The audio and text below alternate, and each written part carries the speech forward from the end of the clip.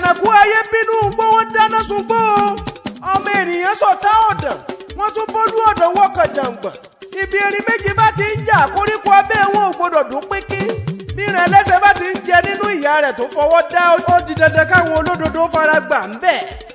ẹ̀yin ọmọ Yorùbá mo fẹ́ kó mọ̀ yé wa ìdájọ́ Ọlọ́run kọ́ ni kòrónà ọmọ ènìyàn ní ń bínú èmi jù ọ́ ìwọ ojú mi ni wọ́n fi kó bónílé kó báwọn lóko ìjà àgbà tí ń ṣẹlẹ̀ láàrin orílẹ̀-èdè Amẹ́ríkà pẹ̀lú àwọn China yìí ni wọ́n fi sọ gbogbo ayé sínú rúkèrúdò.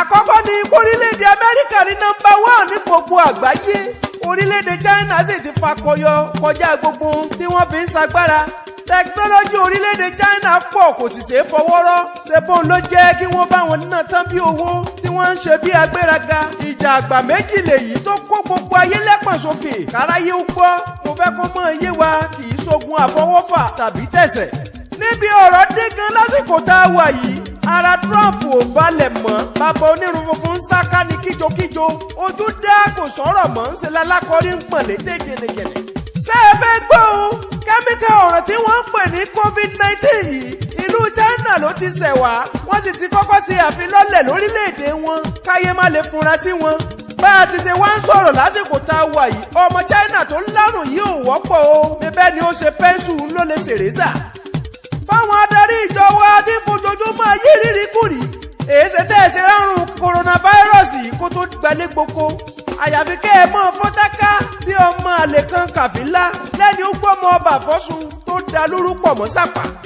òtítọ́ ni pé ìdájọ́ Ọlọ́run lèmi rí coronavirus yìí fáwọn adarí ẹ̀wà Nàìjà ẹ wòye ọdún tá a ti ń bẹ̀ wọ́n kí wọ́n dẹ́kun owó wa ní kíkó jẹ ìdílé wọn nìkan ni wọ́n fipò tí wọ́n wà tọ́jú ẹni bá lè kú eré tètè kó mọ́ lọ lórí tí wọ́n ń kọ fún wa coronavirus olùgbèjà mẹ̀kúnnù dé ó kù bí ẹ máa gbówó ń gbà ọ̀rọ̀ yìí ti wá dẹ́kú tó kó sínú ìgò kó yẹ ẹ máa gbọ́ òun sọ̀hún ẹ lè kù kiri fi wá sílẹ̀ lórílẹ̀‐èdè yìí mọ́ ẹ̀jẹ̀ àjọ mọ́ gbáládùn orílẹ̀‐èdè baba ńlá baba wa tọ́lọ́run bá tún fún yín láǹfààní tẹ́ ẹ bá jàjà bọ̀ nínú ìgbèkùn tẹ́ ẹ wà yìí kò sẹ́ni tó máa kọ́ yín láti gbé ohun tó tọ́ ṣe fún wa owó ẹ̀kọ́ pamọ́ ń bẹ nílùú òyìnbó coronavirus ń fi yín lápẹ́ ojú tì yín ojú yín ti wá dá o ẹ jẹ́ wọlé àpérò Gwangwada hospital ń bẹ lórílẹ̀‐èdè yìí tí ò ní facility rárá Yaba hospital ń bẹ tí ò wúlò fún ìlera wa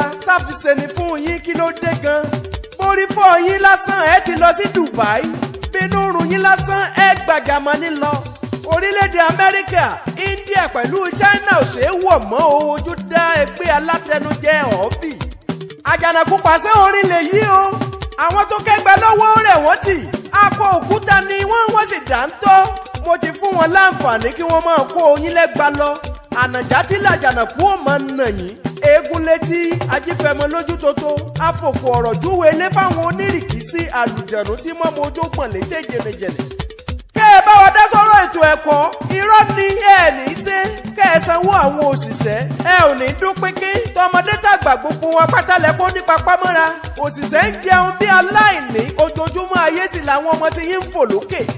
àjànàkú payback time rèé o ìyà tẹ́ ẹ ti fi ń jẹ́wọ́ lórílẹ̀‐èdè yìí bí 50 ọdún sẹ́yìn ẹ̀san rẹ̀ ló dé wẹ́rẹ́wẹ́rẹ́ billions of naira ẹ jí kò lè gbà yín ṣe é wá rí pẹ́rú owó lásán ní yín ẹgbẹ́ ẹ látẹnujẹ látòrí senators títí dórí ẹ̀yin gómìnà tí ò bá ti wúlò fún wa kò sẹ́ni ó mọ̀ farare lọ lọ́wọ́ kòrónà kàkà kéwì àgbọ̀dẹ̀ pípẹ́lẹ́ ní pẹ́lẹ́ sí kàyéfì lọ́rọ̀ èmi àjànàkú káká bàtà tí hàmù lẹ́nu Ṣàngó tí ò gbọdọ̀ tẹrí ba fọ́ya mo tún ti bínú wọnú ilé agbódo orin ọ̀pẹ̀pẹ́ ni mí ọmọ aríjà sọ̀rọ̀ ìjà ò rẹ̀ mí ẹ dẹ́kun ẹ má là mí o ẹni tó bá là mí ìjà sì fọgbọ́n di tolúwa rẹ èmi lọ́mọ òṣòro fọkòkò ẹ̀gẹ́dẹ̀ àlùjẹ̀nú akéwìtáyé ń wárí fún lọ́wọ́ agbọ́n olókun ni mí bàbá tí ń sojú alábòsí kàṣàǹgbòà àjànàkú níbà ara wọn pastors àkàmàǹyè tó ṣe pọ́ lọ́rùn owó lọ́rùn tiwọn láwọn owó labí tọ́lọ́run ò pè rárá ẹgbọ́n náà sọ́ọ̀sì ìyá rẹ́ni tí ó ń béèrè owó lọ́wọ́ ọmọ ìjọ lásìkò tá a wà yìí gbogbo owó ẹ ti ń gbà látẹ̀yìnwá kí ló tẹ́ ẹ fi gbéṣe fún wa àkàìmọye nílé ìjọsìn nílùú òyìnbó tó ṣe pé owó tabua ni wọ́n fáwọn olùjọ́sìn lásìkò kòrónà kírú pásítọ̀ Adébóyè tó máa béèrè béèrè owó ìdámẹ́wàá lásìkò tá a wà yìí tí pásítọ̀ Àsímọ̀lówó ò bá lè fún wa lówó tó sì yẹ ọmọ gbórí ayélujára sọra wọn lẹ́nu. olórí burúkú tún láwọn ọmọ ìjọ ò bá láǹfààní ẹ̀ ti wá sílé ìjọsìn wọ́n lè fowó ránṣẹ́ lórí ayélujára. ẹ̀yin ló sì tọ̀nà láti fáwọn ọmọ ìjọ lówó lásìkò tá a wà yìí. ẹ̀yin ẹgbẹ́ oníjẹkújẹ onígbàgbọ́ òdì. Àjànàkú àdòkìá lèmi wà, kò sẹ́ni tẹ́gùn mi ò lè já lọ́rẹ́. Egungun ò gbọ́dọ̀ lẹ́ni ọba tẹ́ ẹ bá rẹ́ni ọba tó bá fojú di ni máa kó wọn lọ́rẹ́ kó wọn lẹ́gba. Ìyèrèpè ni mí wọn ò níbìkan àgbámú, gbogbo ara la dípẹ́nà kó fi ń jóni ní bọ́dì ní wàràwàrà. Mo gbọ́ pé Àtíkù gbé 50 mílíọ̀nù sílẹ̀ fáwọn ọmọ orílẹ̀-èdè yìí. Dangote fún wa ní 200 mílíọ̀nù náírà, 1 bílíọ̀nù náírà lọ́tẹ́dọ́lá fún wa. Olórin tàkasúfèé tá a mọ̀ sí Tú Bàbá tún fún wa ní 10 mílíọ̀nù náírà ká lè rò ń lò lásìkò kòrónà. Ẹ gbówó wa fún wa, ta lẹni tí wọ́n kówó fún kí wọ́n kówó òun jáde bí í ṣe tọ́rọ́ bí í ṣe kọ́bọ̀ ló kàn wá. A fi oúnjẹ sínú ilé olúkálukú wa. Ẹgbọ́n náà sẹ́ni ó so ẹran mọ́lẹ̀ kò ní ṣètò pákí òun èrí. Ẹ̀yin ọmọ Nàìjíríà, ìjọba ní ẹgbẹ́lé ká má ṣe jáde mọ́ lásìkò tá a wà yìí. Ẹgbọ́n náà sẹ́ ẹ fẹ́ kébi ó pa wá kú ni. A ṣetán láti fọwọ́sowọ́ fóun tẹ́ ẹ bá sọ fún wa, àmọ́ kẹ́yìn ìjọba náà ó ṣètò tẹ́ ó fi ràn wá lọ́wọ́. Ẹ dákun ẹ ṣàánú àwọn ọmọ Nàìjíríà. Ọ̀pọ̀ nínú wa ló ṣe pé tá a bá jáde síta kò sóúnjẹ tá ó jẹ. 80% ẹ̀dá ẹ dákun ẹ ràn wá lọ́wọ́. Ẹ má ṣe torí pé yìí ti lárùn kòrò kẹ́ ẹ wá mọ́ ibi tí yín ni wá lára. Ẹ fún wa lówó tó tọ́ sí wa, ẹ̀tọ́ wa là ń béèrè lọ́wọ́ ẹ̀yin wèrè yìí. Ẹ dákun ẹ fún wa lówó kó tó di wàhálà. Ìmọ̀ràn tí ń bẹ nínú orin tọ̀sẹ̀ yìí rèé o. Ẹ ṣọ́ra fáwọn nǹkan tá a fi bomú wọ̀nyí. Ọmọ aráyé ti ságọ sábẹ́ wọn. Ẹ sì ṣọ́ra fáwọn oògùn tí wọ́n ní ẹ máa kó jẹ, àgàgà oògùn kan ọ̀fẹ́ tó bá torílẹ̀-èdè China wá. Ẹ má ṣe lò wọ́n, ó léwu lọ́pọ̀lọpọ̀. Ẹgbọ́n náà èló ni wọ́n ń gbógun owó ń díá nígboro táwọn adélébọ̀ wá ń rìnrìn àrìnwọ́dì. Èló ni wọ́n ń ta sanitizer. Ẹ lọ ra tiyín. Báàrẹ̀ ni ó ní ẹ tẹ́wọ́, irọ́ ni wọ́n ń pa. Àti ráwọn tó de ewúrẹ́ ní gbòòrò Èjìgbò nípínlẹ̀ Ọ̀ṣun kàyéfì ló jẹ́. Àti ráwọn tọ́mọ aráyé ti fọgbọ́n dè mọ́lẹ̀. Mo fẹ́ kó mọ iye yìí o, kì í sọ̀rọ̀ èṣù lóhun tí ń bẹ nílẹ̀ yìí. Iṣẹ́ látọwọ́ ọmọ ẹ̀dá ènìyàn ni kó mọ iye gbogbo wa. Ọ̀nà láti dènà àrùn yìí ló yẹ àgbà lásìkò tá a wà yìí. Ẹ dákun ẹ jẹ́ àfọwọ́sowọ́ ká lè rèrè tó pọ̀. Òtítọ́ ni pé gbogbo ẹni tó kó àìsàn kòrónà yìí kọ́ ló máa kú o. Ṣùgbọ́n nìkan ò lè mẹni tí ó yè ló jẹ́ máa ké tantan. Ẹ jẹ́ gbé ìmọ́tótó wọ̀ bí ẹ̀wù lásìkò tá a wà yìí. Ẹ jẹ́ máa fọwọ́ wa lóòrèkóòrè. Àwọn preventionary methods tá a lè fi kojú kòrónà rèé o. Àrùn yìí kò ní í ṣe pẹ̀lú afẹ́fẹ́. Máàsì tá a fi bomú kò ní ẹ mọ́ kó kòrónà yìí. Kọ́lọ́run máa ṣọ́ wa ni. Bacteria làwọn fáírọ̀sì yìí. Ẹni tó ń tọ́jú aláìsàn ní ìbòmú sì wà fún. Àtàwọn tó ti lùgúdẹ. Èmi ò ní ẹ má lo máàsì. Ìtọ́ àmọ́ jásí ni lára lọ́pọ̀lọpọ̀ ìgbà. Àrùn tí ò ṣe é rí sójú ni kòrónà yìí o. Òtítọ́ ni pé àìsàn yìí kò fẹ́ràn híìtì. Tẹ́ ẹ bá wọṣọ ẹ sá wọn sóòrùn kóòrùn ó pa wọ́n kó kó fínfín kó tó di pa fọṣọ.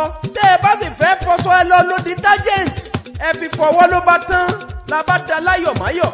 Kí n mọ́ tàn yín o, odidi ọjọ́ 16 ní fi ṣọṣẹ́ lágọ̀ọ́ ara kó tó di pó yọ síta. Ìdí sì rèé tó fi dára ká máa mọ omi tó gbóná láti lé wọn lọ. Ẹ tún lè lo lemon pẹ̀lú àwọn ọsàn wẹ́wẹ́, ó dára lóòrèkóòrè. Ẹ dákun kí n tó máa lọkún nílé ó gbélé o. Ọ̀rẹ́ mi ní í ṣe patí kò sí yẹn lásìkò tá a wà yìí mọ́. A ò mẹ́ni tó ní àìsàn kòrónà, àrùn ojú kọ́ ni. Kò sí bá ti ṣe rìn torí òní mì la ṣe ń ké fẹ́yìn olólùfẹ́ wa tantan. Anointing oil pẹ̀lú òróró chọ́ọ̀chì ò lè ràn án. Ẹ gbàgbé ń pa omi pásítọ̀ yín. Omi gbígbóná ló lè ṣẹ́gun fún wa. Bọ́lọ́run bá ti ń ṣọ́ wa ń ṣe ló tọ́ káwa náà ṣọ́ra wa. Ẹ dákun wa ò ní lùgbàdì ẹ̀sìn.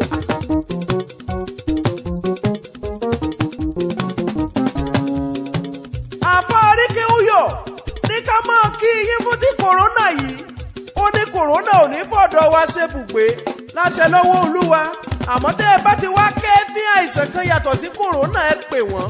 Ẹ gbá babaláàgó. Gbogbo ọ̀nà tó ti dí ní ó ń là. Tẹ́ ẹ bá ti fojú kan Àríkè Uyọ̀ kékeré o kì í ṣàwàdà. Nọ́mbà Àfọ Àríkè Uyọ̀ rèé o 0706 44 61 776 tàbí 0808 85 29 503. ẹ lọ láìkí péjì èmi Àjànàkú Akéwì ni mò ń jẹ́. ẹ kàn sí mi lórí nọ́mbà mi fúnṣẹ́ ẹ bá fẹ́ gbé fún mi bí ṣayẹyẹ bá a sì rẹ́ni tó fẹ́ ká bá òun ṣètò tọjọ́ ìbí òkú àgbà. ẹ kàn sí mi ọmọ yín Àjànàkú èmi lọ́mú òṣòro fọ́kùnkùn ẹ̀gẹ́dẹ̀ +234 81 24 90 79 88. ẹ pè mí èmi gangan ni ó padà gbé pè.